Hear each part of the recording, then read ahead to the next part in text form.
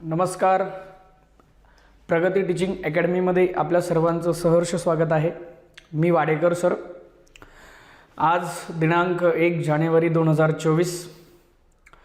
मित्रांनो, या आज नवीन वर्षाची सुरुवात आपण त्या ठिकाणी आपल्या प्रगती टीचिंग अकॅडमीचं जे ऑनलाईन प्लॅटफॉर्म आहे त्याच्यामध्ये आपला बेसिक मॅथमॅटिक्सचा जो कोर्स आहे, जो इयत्ता 5वी पासून तर उच्च शिक्षण घेणाऱ्या विद्यार्थ्यांसाठी अत्यंत उपयुक्त असा हा कोर्स आपण या ठिकाणी मॉडिफाईड केलेला आहे. बेसिक मॅथमॅटिक्स कोर्स विद्यार्थी मित्रांनो 12 वर्षापासून गणित विषय शिकवत असताना खूप सारे अनुभव त्या ठिकाणी आले. गणित शिकवत असताना विद्यार्थ्यांना गणित सोडवत असताना येणाऱ्या अडचणी, त्या अडचणींचा त्या ठिकाणी अनुभव घेतला आणि विद्यार्थ्यांना गणित सोडवताना अडचणी येऊ नये याच्यासाठी जो बेसिक कोर्स आपण त्या ठिकाणी मॉडिफाईड केलेला आहे त्या कोर्सला आपण या ठिकाणी आज सुरुवात करणार आहोत. त्याचं जे कंटेंट आहे, त्याची जी अनुक्रमणिका आहे, त्या अनुक्रमणिकाच्या संदर्भामध्ये आज आपण या ठिकाणी हा व्हिडिओ त्या ठिकाणी बनवतोय. आपणास सर्वप्रथम आज दिनांक 1 जानेवारी आणि या नव्या वर्षाची सुरुवात आपण या ठिकाणी आपल्या या कोर्सच्या माध्यमातून त्या ठिकाणी विद्यार्थ्यांसाठी करतोय. हे येणारं आयुष्य कित्येक विद्यार्थ्यांचं त्या ठिकाणी टर्निंग पॉईंटचं त्या ठिकाणी असतं. काही विद्यार्थी त्या ठिकाणी सुरुवात करत असतात आपल्या नवीन आयुष्याची, नवीन काहीतरी संकल्प घेऊन त्या ठिकाणी विद्यार्थी त्या ठिकाणी जोमानं त्या ठिकाणी कामाला लागत असतात. तर आपणही त्या पद्धतीनं आपला प्रगती टीचिंग अकॅडमीच्या ॲप्सच्या माध्यमातून आपण एक त्या ठिकाणी ऑनलाईन आपण येण्याचा प्रयत्न केलेला आहे आणि त्याच्या माध्यमातून आपण विद्यार्थ्यांना या ठिकाणी हा बेसिक मॅथमॅटिक्सचा कोर्स आपण त्या ठिकाणी विद्यार्थ्यांना प्रोव्हाइड करणार आहोत. तर अपेक्षा आहे की हा कोर्स आपण त्या ठिकाणी सुरुवातीपासून तर अत्यंत शेवटपर्यंत त्या ठिकाणी ह्या कोर्समधून मिळणारं जे ज्ञान आहे त्या ज्ञानाचं आपण त्या ठिकाणी ग्रहण कराल.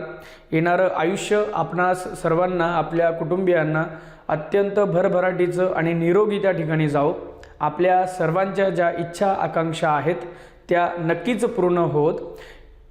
अभ्यासामध्ये, एज्युकेशनमध्ये आपण त्या ठिकाणी उत्तुंग भरारी त्या ठिकाणी घेऊ अशी ईश्वरचरणी प्रार्थना करतो आणि आपल्या या कोर्सला मी या ठिकाणी सुरुवात करतो. आज आपण या ठिकाणी कंटेंट म्हणजे अनुक्रमणिका बघणार आहोत. बेसिक मॅथमॅटिक्सचा जो कोर्स आहे त्याच्यामध्ये 2 भाग आपण त्या ठिकाणी पाडलेले आहेत. एक भाग पडतो अल्जेब्राचा आणि दुसरा भाग पडतो जॉमेट्रीचा. अल्जेब्रा म्हणजे बीजगणित आणि जॉमेट्री म्हणजे भूमिती, असे 2 भाग आपण त्या ठिकाणी पाडलेले आहेत.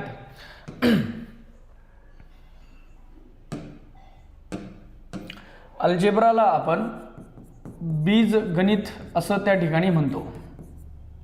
बीजगणित. आणि जो आपला दुसरा भाग असणार आहे जॉमेट्रीचा, भूमितीचा, तो आपण पुढे बघूया. तर अल्जेब्राचा जो भाग आहे त्यामध्ये आपण पहिला जो चॅप्टर शिकणार आहोत त्या चॅप्टरचं नाव आहे नंबर्स. आपण सुरुवातीला नंबर्स त्या ठिकाणी शिकणार आहोत. अत्यंत महत्त्वाचा हा कोर्स बनवताना अत्यंत बारकाईनं त्या ठिकाणी विचार करून या कोर्सचं मॉडिफिकेशन म्हणजे या कोर्सला बनवलं गेलेलं आहे. विद्यार्थ्यांना अडचणी येऊ नये, बेसिक ज्या कन्सेप्ट आहे, बेसिक ज्या मूलभूत संकल्पना ज्या विद्यार्थ्यांच्या आहे त्या परिपूर्ण होत आणि विद्यार्थ्यांना गणित सोडवताना अडचणी येऊ नये म्हणून हा कोर्स आपण त्या ठिकाणी बनवलेला आहे. सुरुवातीला नंबर्स हा टॉपिक आपण त्या ठिकाणी बघणार आहोत. नंबर्समध्ये वेगळे प्रकार पडतात, जसे की natural numbers, whole numbers, even numbers, odd numbers, rational numbers, irrational numbers, prime number, coprime number, twin prime number, composite numbers, असे संख्येचे वेगळे प्रकार आहेत. स्पर्धा परीक्षेमध्ये सुद्धा नंबर्सवरती आपल्याला चांगल्या पद्धतीने त्या ठिकाणी प्रश्न विचारला जातात. तो आपण पहिला जो टॉपिक आहे तो आपण त्या ठिकाणी कव्हर करणार आहोत, नंबर्स. नंबर 2चा जो आपला टॉपिक आहे तो आहे rules of multiplication. Rules of multiplication म्हणजे गुणाकाराचे नियम. विद्यार्थी गुणाकार सोडवत असताना उदाहरणार्थ 2 गुणिले 3, सहज एक छोटंसं उदाहरण, किंवा 12 गुणिले 3 असं आपण एक उदाहरण घेतलं तर 12×36 हा गुणाकार ऑलमोस्ट 5वी, 7वी, 8वी, 9वी, 10वीच्या पोरांना प्रत्येकाला जमतो. परंतु जर समजा एखाद्या संख्येला चिन्ह लागलं है ना, एखाद्या संख्येला चिन्ह लागलं तर हा गुणाकार करताना गुणाकार विद्यार्थ्यांना जमतो, संख्येचा गुणाकार करायला विद्यार्थ्यांना अडचण येत नाही. परंतु 12ला आणि 14ला त्या ठिकाणी चिन्ह असल्यामुळं विद्यार्थ्यांना त्या आलेल्या उत्तराला काय चिन्ह द्यावं त्या ठिकाणी कळत नाही. उदाहरणार्थ समजा आपण घेतलं -15 गुणिले 4 है ना, 15 चोक 60 पोरं लिहून टाकतात, परंतु 60ला प्लसचं चिन्ह लागेल की मायनसचं चिन्ह लागेल, म्हणून विद्यार्थ्यांचा जो रूल्स ऑफ मल्टिप्लिकेशन हा जो चॅप्टर आहे तो जर त्या ठिकाणी कंप्लीट झाला, पूर्ण झाला, तर अशा पद्धतीची उदाहरणं त्या ठिकाणी विद्यार्थी आरामशीर सोडवू शकतात. बघा लक्ष द्या, पुढचा त्या ठिकाणी आपण टॉपिक बघणार आहोत. आपला पुढचा टॉपिक त्या ठिकाणी आहे 3rd नंबरचा टॉपिक आपला असणार आहे rules of addition and subtraction. बेरीज आणि वजाबाकीचे जे नियम आहेत ते नियम आपण या टॉपिकमध्ये कव्हर करणार आहोत. नंबर 4चा आपला जो टॉपिक असणार आहे तो आहे रूल्स ऑफ डिव्हिजिबिलिटी, ज्याला आपण मराठीमध्ये विभाज्यतेच्या कसोट्या असं त्या ठिकाणी म्हणतो. एखादा फ्रॅक्शन आहे, त्या फ्रॅक्शनला आपण त्या ठिकाणी सिम्प्लिफाय केलं आणि फ्रॅक्शनला सिम्प्लिफाय करत असताना आपलं जेव्हा ते फायनल उत्तर येतं तर त्या उत्तराला आपल्याला सिम्प्लिफाय करावं लागतं आणि सिम्प्लिफिकेशन करत असताना, त्या फ्रॅक्शनला सिम्प्लिफिकेशन करत असताना आपल्याला जे विभाज्यतेच्या कसोट्या आहे, रूल्स ऑफ डिव्हिजिबिलिटी आहे, त्याचा आपल्याला वापर करावा लागतो. उदाहरणार्थ आपण एखादा फ्रॅक्शन सोडवला आणि फ्रॅक्शन सोडवल्याच्या नंतर आपलं फायनल उत्तर आलं 72/90. आपण अशा 4 संख्या घेतल्या है ना, 4 संख्या घेतल्या, 4 संख्यांचा गुणाकार केला आणि आपल्याला म्हणजे रूल्स ऑफ जे आपण ॲडिशन आणि सबट्रॅक्शन फ्रॅक्शनची करतो त्या पद्धतीनुसार आपण याला सोडवलं आणि सोडवल्याच्या नंतर आपल्याला जर समजा या ठिकाणी एक फ्रॅक्शन मिळाला किंवा हा रॅशनल नंबर मिळाला तर आपलं हे फायनल उत्तर नसतं. आपल्याला याला परत त्या ठिकाणी जर सिम्प्लिफिकेशन होत असेल तर आपल्याला त्या ठिकाणी त्याला सिम्प्लिफाय करावं लागतं. त्याच्यासाठी आपल्याला जो रूल्स ऑफ डिव्हिजिबिलिटी आहे तो चॅप्टर त्या ठिकाणी येणं अत्यंत गरजेचं आहे. या प्रत्येक टॉपिकचा उपयोग 101% सांगतो, या प्रत्येक टॉपिकचा उपयोग इयत्ता 5वी पासून 12वी पर्यंत स्पर्धा परीक्षाची गणितं सोडवत असताना तुम्हाला होणार म्हणजे होणार. हे टॉपिक जो विद्यार्थी क्लिअर करेल त्याला गणित सोडवताना अडचण येणार नाही, हे मी 100% खात्रीशीर सांगू शकतो. त्यानंतर आपण त्या ठिकाणी पुढचा टॉपिक बघणार आहोत. आपल्या बेसिक कोर्सचा आपला पुढचा टॉपिक असणार आहे बॉडमास, ज्याला आपण कंचे भागुभेव असं त्या ठिकाणी म्हणतो. याचा वापर ॲक्च्युअली होतो कुठं, कंचे भागुभेवचा ॲक्च्युअली उपयोग होतो कुठं, जेव्हा बेरीज वजाबाकी गुणाकार भागाकार यासारख्या क्रिया एकत्र येतात आणि एकत्र क्रिया आल्याच्या नंतर आपल्याला नेमकं अगोदर कोणती क्रिया करायची आहे किंवा त्याच्यामध्ये थोडीशी मॉडरेट लेवलची जर कधी आपण प्रश्न बघितले तर हे प्रश्न या बॉडमासवरती प्रश्न स्पर्धा परीक्षेला सुद्धा विचारल्या जातात. जसं की टेट असेल, शिक्षक पात्रता परीक्षा असेल, CTET असेल, तलाठी भरती असेल, ग्रामसेवक असेल, पोलीस भरती असेल, इव्हन महाराष्ट्रामध्ये होणाऱ्या प्रत्येक प्रश्नपत्रिकेमध्ये होणाऱ्या स्पर्धा परीक्षेच्या प्रत्येक पत्रिकेमध्ये हा बॉडमासवर तुम्हाला त्या ठिकाणी उदाहरणं बघायला मिळतील.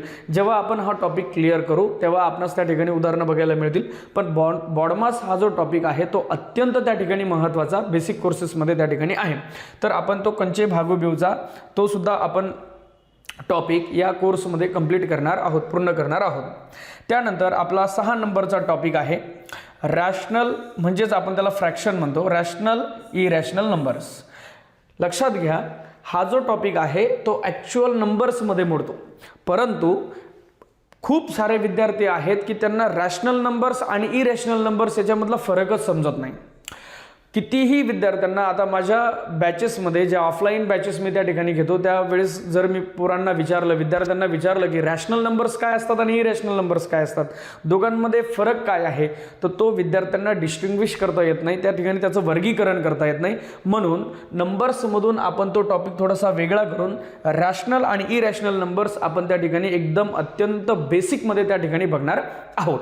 नंतर परिमेय आणि अपरिमेय संख्या आपण त्याला त्या ठिकाणी म्हणत असतो. पुढचा जो आपला टॉपिक असणार आहे ऑपरेशन ऑन रॅशनल नंबर्स, म्हणजे ऑपरेशन ऑन अ फ्रॅक्शन है ना. फ्रॅक्शनवरती आपण जे ऑपरेशन आहे म्हणजे क्रिया आहेत त्या करणार आहोत. याच्या operation on a rational numbers म्हणजे अपूर्णांकावरच्या क्रिया. मग अपूर्णांकाची त्या ठिकाणी बेरीज होते, अपूर्णांकाची वजाबाकी होते, अपूर्णांकाचा गुणाकार होतो, अपूर्णांकाचा भागाकार होतो. अशा 4 क्रिया आपल्याला अपूर्णांकावरती शिकायच्या आहेत, ज्याला आपण फ्रॅक्शन म्हणतो. त्या फ्रॅक्शनमध्येच आपल्याला त्या ठिकाणी प्रकार बघायचे आहे, mix fraction, proper fraction, improper fraction, याचा सुद्धा आपल्याला या टॉपिकमध्ये अभ्यास करायचा आहे. आणि 8 नंबरचा आपला जो टॉपिक असणार आहे तो असणार आहे स्क्वेअर अँड स्क्वेअर रूट, वर्ग आणि वर्गमूळ. पॉझिटिव्ह वर्ग साधारणतः विद्यार्थी काय करतात, शाळेमध्ये किंवा कुठंतरी विद्यार्थ्यांना सांगितलं जातं की 1 पासून 30 पर्यंत किंवा 1 पासून 20 पर्यंत वर्ग पाठांतर करा. मग मुलं 1चा वर्ग 1, 2चा वर्ग 4, 3चा वर्ग 9, 4चा वर्ग 16 आणि असं करत करत करत विद्यार्थी वर्ग पाठ करतात आणि विद्यार्थ्यांचे होतायत. परंतु ॲक्च्युअली प्रश्न कधी कधी असा विचारला जातो, -16चा वर्ग किती, कर्णित 12चा वर्ग किती, √12चा स्क्वेअर किती, है ना, फ्रॅक्शनचा म्हणजे -7/2 जर असेल तर त्याचा स्क्वेअर किती. तर अशा पद्धतीच्या कन्सेप्ट विद्यार्थ्यांच्या क्लिअर झालेल्या नसतात. मग त्याच्यासाठी आपण हा जो स्क्वेअर आणि स्क्वेअर रूट जो चॅप्टर आहे तो अत्यंत बेसिकपासून आपण या आपल्या कोर्समध्ये पूर्ण करणार आहोत. त्यानंतर स्क्वेअरच्या ज्या ट्रिक्स आहे किंवा स्क्वेअर रूटच्या ज्या ट्रिक्स आहे, वर्ग घेण्याच्या शॉर्टकट पद्धती आणि वर्गमूळ घेण्याच्या शॉर्टकट पद्धती, त्यासुद्धा आपण या चॅप्टरमध्ये कव्हर करणार आहोत. त्याचप्रमाणे त्याच्याच बेसिसवरती चॅप्टर पुढचा क्यूब अँड क्यूब रूट, ज्याला आपण घन आणि घनमूळ म्हणतो, है की नाही. मग घन ही संकल्पना काय आहे, तर त्या संख्येचा त्याच संख्येसोबत 3 वेळेस गुणाकार करायचा म्हणजे घन असतो, है का नाही. मग एखाद्या संख्येचं घनमूळ काय असतं, पॉझिटिव्ह नंबरचा घन काय असतो, निगेटिव्ह नंबरचा घन काय असतो, फ्रॅक्शनचा घन कसा घ्यायचा, सरळमधल्या संख्येचा घन म्हणजे क्यूब कसा घ्यायचा, तर त्याचा आपण या चॅप्टरमध्ये त्या ठिकाणी अभ्यास करणार आहोत. तर असे आपले याच्यामध्ये 9 चॅप्टर, अजून पुढं काही चॅप्टर्स आहेत ते आपण बघूया. आपला बेसिक मॅथमॅटिक्सच्या कोर्समधला अल्जेब्रामधला पुढचा 10 नंबरचा चॅप्टर आहे. 10 नंबरचा टॉपिक आहे एक्सपांडेड फॉर्म्युले, ज्याला आपण विस्तार सूत्र असं त्या ठिकाणी म्हणतो.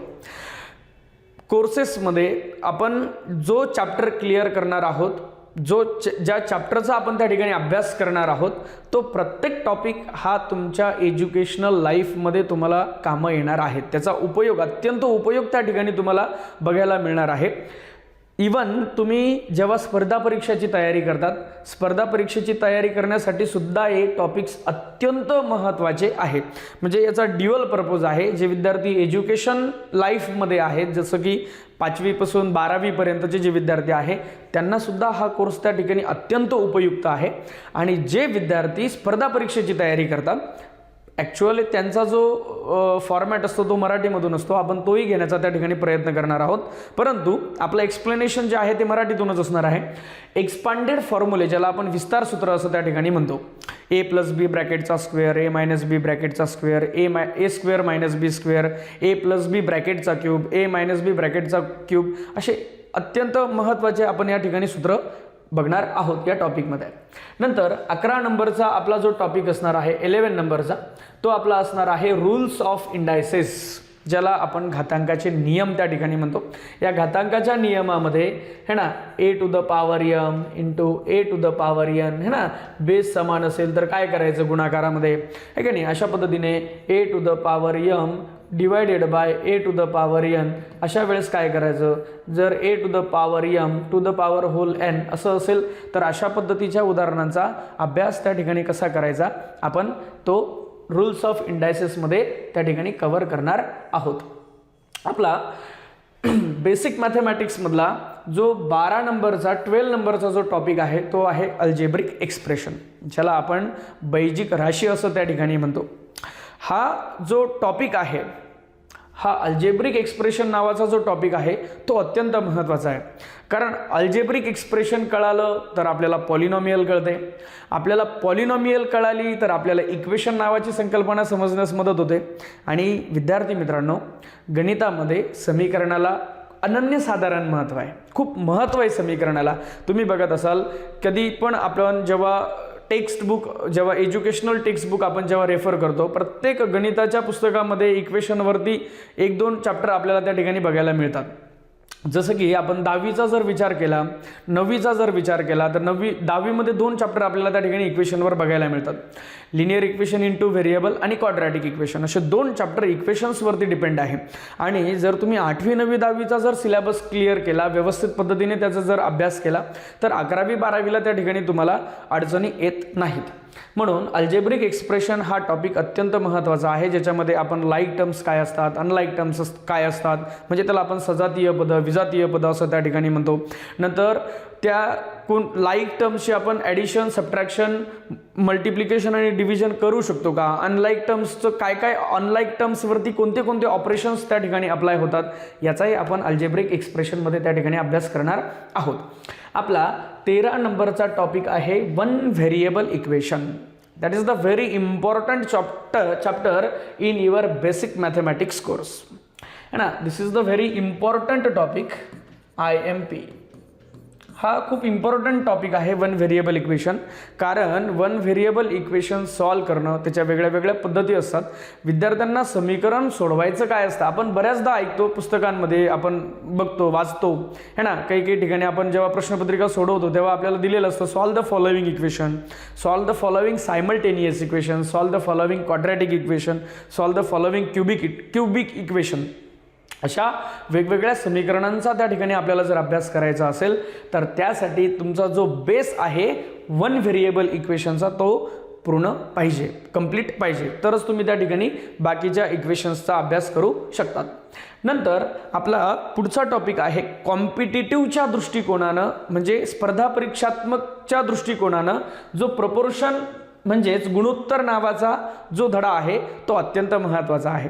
जसं की टाईम अँड वर्कवरती कॉम्पिटिटिव्हमध्ये तलाठी, ग्रामसेवक, आपल्या महाराष्ट्र राज्यामध्ये होणाऱ्या प्रत्येक परीक्षेमध्ये या टाईम अँड वर्कवरती त्या ठिकाणी प्रश्न असतात. काम, मजूर, वेळ वगैरे जे काय असेल त्याच्यावरती प्रश्न असतात. इतक्या मजुरांना इतकं काम करण्यासाठी इतके दिवस लागतात, मग तितक्या मजुरांना तितकं काम करण्यासाठी किती दिवस लागतील.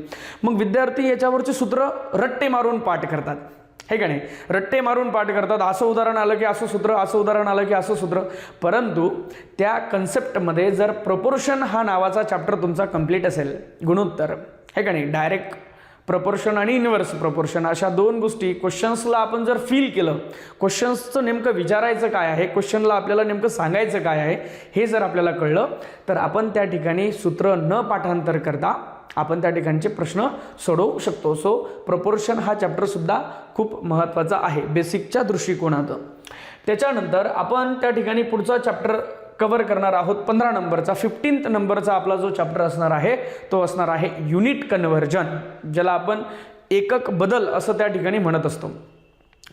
गणितामध्ये शाब्दिक उदाहरणं सोडवत असताना किंवा गणितामधले बहुतांश उदाहरणं त्या ठिकाणी तुम्ही जेव्हा सोडवतात, उदाहरणं सोडवत असताना मित्रांनो आपल्याला जेवढ्या बी क्वांटिटीज दिलेल्या असतात, जसं की लांबी, रुंदी, उंची, लेंथ, ब्रीथ आणि हाईट जेव्हा आपल्याला दिलेली असेल, जर आपल्याला लेंथ त्या ठिकाणी समजा आपल्याला लेंथ दिलेली आहे सेंटीमीटरमध्ये, है ना, ब्रीथ आपल्याला दिलेली आहे सेंटीमीटरमध्ये आणि हाईट आपल्याला त्या ठिकाणी दिलेली आहे मीटरमध्ये. समथिंग शॉर्ट फॉर्म लिहिलं आहे मी, लेंथ, ब्रीथ आणि हाईट. आपल्याला जी लेंथ आहे ती सेंटीमीटरमध्ये दिली आहे का नाही. नंतर आपल्याला जी ब्रीथ आहे ती सुद्धा आपल्याला या ठिकाणी सेंटीमीटरमध्ये दिलेली आहे आणि जी हाईट आहे ती आपल्याला समजा मीटरमध्ये दिलेली आहे. तर गणित सोडवताना असं युनिट त्या ठिकाणी असं जे एकक आहेत याला आपण एकक म्हणतो. युनिट म्हणजे एकक आपण ज्याला असं त्या ठिकाणी मराठीमध्ये म्हणतो. तर हे अशा पद्धतीचं चालत नाही. एकतर सर्व क्वांटिटीज मीटरमध्ये पाहिजे, नाही तर सर्व क्वांटिटीज ह्या सेंटीमीटरमध्ये पाहिजे. मग मीटरचं सेंटीमीटर कसं करायचं किंवा सेंटीमीटरचं मीटर कसं करायचं, विद्यार्थ्यांना या ठिकाणी खूप साऱ्या अडचणी येतात. विद्यार्थ्यांना ॲक्च्युअल गणित सोडवताना या कन्सेप्ट कळतच नाही. मग विद्यार्थी समजा क्युबॉइड असेल, त्या क्युबॉइडचं जर आपल्याला व्हॉल्यूम काढायचं आहे L × B × H म्हणजे या तिघांचा सरळ सरळ त्या ठिकाणी गुणाकार करून टाकतात आणि त्या गणिताला सोडवतात, की जे आपलं त्या ठिकाणी रॉंग येतं, कारण की या ठिकाणी युनिट मात्र आपल्याला वेगवेगळे दिलेले आहेत. मग अशा पद्धतीची उदाहरणं सोडवण्यासाठी तुम्हाला हा जो चॅप्टर आहे तो 100% पूर्ण करावाच लागेल. त्या ठिकाणी तुम्ही अशा पद्धतीची उदाहरणं सोडवू शकता. पुढचा जो आपला टॉपिक असणार आहे, यानंतर आपला जो पुढचा टॉपिक या बेसिक मॅथमॅटिक्सच्या कोर्समध्ये तो असणार आहे, तो आपला पुढचा चॅप्टर असणार आहे सरळ, ज्याला आपण करणी असं त्या ठिकाणी म्हणतो, आहे का नाही. सरळ अशा पद्धतीची करणी असते, है ना. याला रॅडिकंड नंबर असं त्या ठिकाणी म्हणतात, याला त्याची ऑर्डर असं त्या ठिकाणी म्हणतात, हे का नाही. अशा पद्धतीच्या आपण त्या ठिकाणी सरळ बघतो, हे का नाही. समजा मी या ठिकाणी 8 लिहिलं आणि या ठिकाणी क्यूब रूट ऑफ 8 लिहिलं, तर मग ही सरळ आहे का. सरळ नेमकं कोणाला म्हणायचं. सरळवरती ऑपरेशन्स असतात. सरळचं रॅशनलायझेशन ज्याला आपण परिमेयकरण असं म्हणतो त्या ठिकाणी. तर अशा पद्धतीचं समजा मी या ठिकाणी लिहिलं √2 प्लस √3, तर या सरची, या दोन सरची आपण ॲडिशन त्या ठिकाणी करू शकतो का? तर अशा सर्व प्रश्नांची उत्तरं तुम्हाला सर्ड या चॅप्टरमध्ये 100% मिळाल्याशिवाय राहणार नाही. सर्ड आणि square and square root, surd आणि क्यूब अँड क्यूब रूट यांचं सुद्धा रिलेशन आहे. उदाहरणार्थ समजा मी या ठिकाणी असं म्हटलं, उदाहरणार्थ 3√7 टू द पॉवर 3 है ना, म्हणजे क्यूब, सर्डचं रिलेशन क्यूब सोबत आलं आहे का नाही. समजा या ठिकाणी म्हटलं √7 अपॉन √19 मायनस या ठिकाणी, आणि याचा मी या ठिकाणी स्क्वेअर घेतला आहे का नाही. मग या ठिकाणी आपण जर बघितलं तर सर्डचं रिलेशन वर्गमुळासोबत सुद्धा आहे, घनमुळासोबत आहे. म्हणजे सर्ड ही संकल्पना अत्यंत महत्त्वाची आहे. विद्यार्थ्यांना सर्ड दिसली की थोडंसं विद्यार्थी घाबरतात. म्हणजे करणी दिसली की करणीची उदाहरणं सोडवताना विद्यार्थ्यांना थोड्याशा अडचणी निर्माण होतात, पण त्या अडचणी तुमच्या याच प्लॅटफॉर्मवरती त्या ठिकाणी दूर केल्या जातील. मित्रांनो, पुढचा जो आपला बेसिक मॅथमॅटिक्सचा जो अल्जेब्राचा जो पार्ट आहे, बीजगणिताचा जो पार्ट आहे, त्या बीजगणिताच्या पार्टचा जो आपला शेवटचा अल्जेब्रामधला म्हणजे बीजगणितातला आपला शेवटचा चॅप्टर असणार आहे फॅक्टर्स, ज्याला आपण अवयव असं त्या ठिकाणी म्हणतो. इयत्ता 10वीमध्ये आपण जेव्हा क्वाड्रॅटिक इक्वेशन सॉल्व करतो, 9thमध्ये सुद्धा तुम्हाला पॉलिनॉमियलचे फॅक्टर्स दिलेले आहेत, आणि इयत्ता 8वीमध्ये पण डिव्हिजन ऑफ पॉलिनॉमियलमध्ये तुम्हाला त्या ठिकाणी फॅक्टर्स ऑफ पॉलिनॉमियलचा भाग त्या ठिकाणी बघायला मिळतो. मग अशा टायमाला आपल्याला काही संख्यांचा गुणाकार करून आपल्याला त्या संख्येचे अवयव पाडावे लागतात. अवयव पाडत असताना विद्यार्थ्यांना खूप साऱ्या अडचणी येतात, परंतु फॅक्टर्स हा चॅप्टर विद्यार्थ्यांना केव्हा चांगल्या पद्धतीने कळू शकतो, तर फॅक्टर्स हा चॅप्टर टोटली डिव्हिजिबिलिटी नावाच्या चॅप्टरवरती डिपेंड आहेत, आहे का नाही. म्हणजे फॅक्टर्स जर तुम्हाला चांगल्या पद्धतीने पाडायला शिकायचे असतील एखाद्या संख्येचे, तर तुम्हाला डिव्हिजिबिलिटीचे रूल्स त्या ठिकाणी आलेच पाहिजे. डिव्हिजिबिलिटीचे रूल्स जर आपणास पाठांतर नसतील तर आपण फॅक्टर्स नावाचा चॅप्टर शिकू शकत नाही. तर अशा पद्धतीने आपण बेसिक मॅथमॅटिक्सचा जो आपला कोर्स आहे अल्जेब्राचा भाग, तो आपला या ठिकाणी संपलेला आहे. यदा कदाचित शिकवत असताना मला एखादा चॅप्टर आठवला तर आपण त्या ठिकाणी याला पुढं कंटिन्यू करणार आहोत. तर आता आपण बघूया आपला जॉमेट्रीचा जो भाग आहे त्याचे आपण त्या ठिकाणी कंटेंट त्या ठिकाणी बघणार आहोत. सो बेसिक मॅथमॅटिक्सच्या कोर्समध्ये आपला जो जॉमेट्री जो आहे, ज्याला आपण भूमिती असं त्या ठिकाणी म्हणतो, भूमिती है ना, या भूमितीचा आपण या ठिकाणी अभ्यास करणार आहे. सो पहिला चॅप्टर आपला असणार आहे बेसिक कन्सेप्ट ऑफ जॉमेट्री, है ना. भूमितीच्या ज्या मूलभूत संकल्पना आहे, पॉइंट, लाईन, नंतर ray, parallel lines, perpendicular lines, mid point, ह्या छोट्या छोट्या ज्या संकल्पना आहेत त्या छोट्या छोट्या संकल्पनांचा आपण या चॅप्टरमध्ये अभ्यास करणार आहोत. नंतर पहिला चॅप्टर आपला झाल्याच्या नंतर आपला पुढचा चॅप्टर असणार आहे अँगल, म्हणजेच कोन, आणि टाईप ऑफ अँगल्स, आणि कोणांचे प्रकार, ठीक आहे. जसं acute angle, obtuse angle, right angle, reflex angle, complete angle, zero angle, straight angle, angle in linear pair, है ना. नंतर सप्लिमेंटरी अँगल, कॉम्प्लिमेंटरी अँगल, या सर्व अँगल्सचा अभ्यास आपण या पाठामध्ये कव्हर करणार आहोत. नंतर आपला पुढचा टॉपिक या ठिकाणी असणार आहे triangle and type of triangles, त्रिकोण आणि त्रिकोणाचे प्रकार. त्रिकोण आणि त्रिकोणाचे प्रकार आपण ह्या पाठामध्ये कव्हर करणार आहोत. ट्रायंगलचे वेगवेगळे प्रकार पडतात, acute angle triangle, obtuse angle triangle, right angle triangle, equilateral triangle, isosceles triangle आणि स्केलिन ट्रायंगल, असे वेगवेगळे 6 प्रकार त्रिकोणाचे पडतात. त्याचे प्रत्येकाचा एरियाच्या संदर्भात आपण त्या ठिकाणी बघणार आहोत, पेरिमीटरच्या संदर्भामध्ये आपण त्या ठिकाणी बघणार आहोत. प्रत्येक चॅप्टरचा आपण अगदी मुळापासून या ठिकाणी अभ्यास करणार आहोत. म्हणजे विद्यार्थ्यांनी हा कोर्स कंप्लीट केल्याच्या नंतर, व्यवस्थित पद्धतीने अभ्यास केल्याच्या नंतर, बघा लक्षात घ्या, अभ्यास करण्याच्या वेगळ्या वेगळ्या पद्धती असतात. काही विद्यार्थी हा कोर्स घेतीलही परंतु त्याचा व्यवस्थित पद्धतीने अभ्यास करणार नाही. एखादा विद्यार्थी याला परचेस करेल आणि चांगल्या पद्धतीने त्याचा अभ्यास करेल. जो विद्यार्थी कोर्स घेऊन त्याचा चांगल्या पद्धतीने त्या ठिकाणी अभ्यास करेल त्या विद्यार्थ्याला त्या विद्यार्थ्याच्या मनातून गणिताची भीती दूर झाल्याशिवाय राहणार नाही, हा माझा 100% त्या ठिकाणी विश्वास आहे. त्याच्यानंतर आपण क्वाड्रिलॅटरल्स नावाचा, म्हणजे चौकोन नावाचा टॉपिक आपण या भागामध्ये कव्हर करणार आहोत. Quadrilateral and types of quadrilateral. मग क्वाड्रिलॅटरलमध्ये पण वेगळे वेगळे प्रकार, ट्रॅपेझियम, स्क्वेअर, रेक्टँगल वगैरे आदी आदी हे का नाही, पॅरालेलोग्राम, रोम्बस वगैरे जे काही टॉपिक्स आपले याच्यामधले असणार आहे ते आपण कव्हर करणार आहोत. क्वाड्रिलॅटरलचा एरिया, पेरिमीटर आहे ना, त्याचा एरिया काढण्याचे वेगळ्या वेगळ्या प्रकारचे वेगळे वेगळे फॉर्म्युलेज, त्यांचा आपण या ठिकाणी अभ्यास करणार आहोत. आणि या जॉमेट्रीमध्ये आपला शेवटचा जो भाग असणार आहे तो असणार आहे सर्कल, है ना. सर्कल म्हणजे वर्तुळ. वर्तुळामध्ये वेगळे वेगळे टँजंट असेल, कॉर्ड असेल, सिकॅन्ट असेल, रेडियस असेल, डायमीटर असेल, त्याचा एरिया असेल, सर्कम्फरन्स असेल, याचा आपण या ठिकाणी अभ्यास करणार आहोत. तर अशा पद्धतीने आपण आपल्या बेसिक मॅथमॅटिक्सच्या कोर्सला सुरुवात करणार आहोत. तर मित्रांनो, आपण पुढच्या लेक्चरमध्ये आपला जो अल्जेब्राचा पहिला टॉपिक असणार आहे नंबर्स, त्या नंबर्सला आपण त्या ठिकाणी सुरुवात करणार आहोत. धन्यवाद.